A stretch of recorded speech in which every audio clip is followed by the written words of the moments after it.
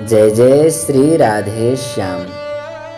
श्री हरिराम व्यास जी महाराज के लिए श्री प्रियादास जी महाराज वर्णन करते हैं।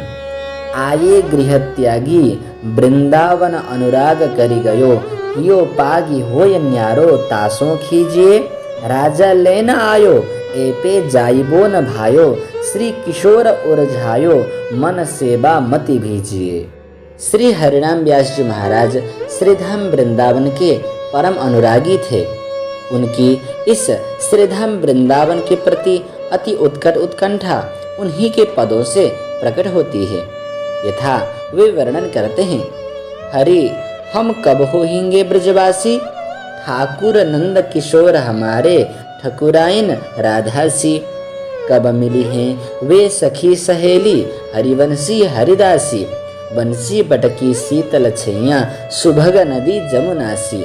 जाको वैभव करत लालसा, कर मीडत कमलासी, इतनी आस व्यास की पुजहूँ वृंदा विपिन बिलासी। श्री हरिराम व्यास जी जब एक बार श्रीधाम वृंदावन आए, उसके पश्चात श्रीधाम वृंदावन में उनका ऐसा मन लगा कि बार बार प्रयत्न करने पर भी श्रीधाम वृंदावन छोड़कर कभी भी बाहर नहीं गए। और तो और जो श्रीधाम वृंदावन से बाहर जाते थे उन लोगों पर भी श्री व्यास जी बहुत नाराज होते थे, क्योंकि श्री व्यास जी श्रीधाम वृंदावन का वास और संतों के संग को ही समस्त कर्मों का फल मानते थे। श्री व्यास जी अपने पद में वर्णन करते हैं, सुधारियो हरि मेरो परलोक, श्री वृंदावन में किन्हो दीन्हो हरि अपनो निज ओक, माता को सो हेत कियो हरि जानी आपनो तोक, चरण धूरी मेरे सिर मेली और सबन दे रोक, ते नर राकस कूकर गदहा ऊट वृषभ गजबोक, व्यास जे वृंदावन तजी भटकत तासिर पनही ठोक। पुनः दूसरे पद में वर्णन करते हैं, श्री वृंदावन के रुख हमारे मात पितु सुत बंधु, गुरु गोविंद साधु गतिमति, सुख फल फूलन को गंध, इन्हीं पीठी दे अनत दीठ करे, सो अंधन में अंध, व्यास इन्हें छोड़ेरु छुड़ावे ताको परे निकंध। इस प्रकार श्री व्यास जी महाराज के पदों के द्वारा ही उनकी श्रीधाम वृंदावन के प्रति अत्यंत उत्कट अभिलाषा प्रकट होती है। श्री हरिराम व्यास जी जब एक बार श्रीधाम वृंदावन आए तो श्रीधाम वृंदावन में ऐसा मन लगा कि बार बार प्रयत्न करने पर भी वे श्रीधाम वृंदावन छोड़कर कभी भी बाहर नहीं गए। प्रथम तो इनके कुल कुटुंब के लोग ही श्री व्यास जी को लिवाने के लिए आए। बहुत समझाने बुझाने पर भी जब कुटुंब वाले लोग नहीं माने तो ये स्नान का बहाना बनाकर श्री यमुना तट पर चले आए।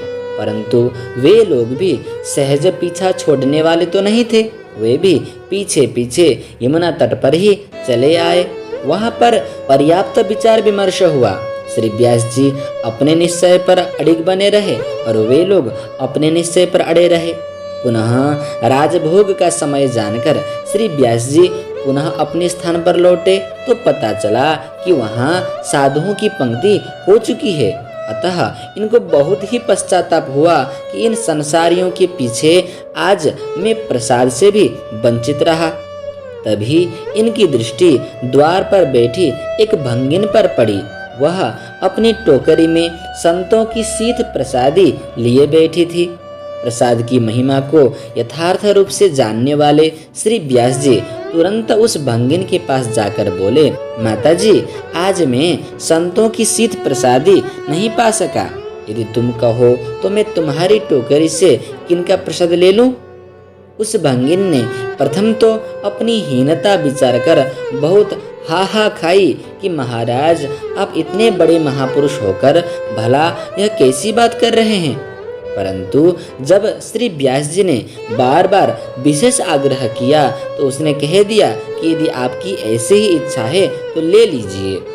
फिर तो इन्होंने समस्त कुटुंबियों के देखते देखते उस टोकरी में से एक पकौड़ी निकाली और श्री भगवत प्रसाद पुनः संतों का शीत का महात्म्य स्मरण करते हुए उसे पा गए। यह देखकर कुटुंब के लोग नाक और भौं को सिकोड़ने लगे और इन्होंने भंगी का छुआ खा लिया। अतः अब तो ये हम लोगों की पंक्ति में बैठने लायक भी नहीं रह गए। ऐसा कहते हुए सब के सब तुरंत ही वहां से उल्टे पांव चल दिए। प्रभु कृपा से एक पकौड़ी से ही श्री व्यास जी महाराज का संसार छूट गया। जय जय श्री राधे श्याम।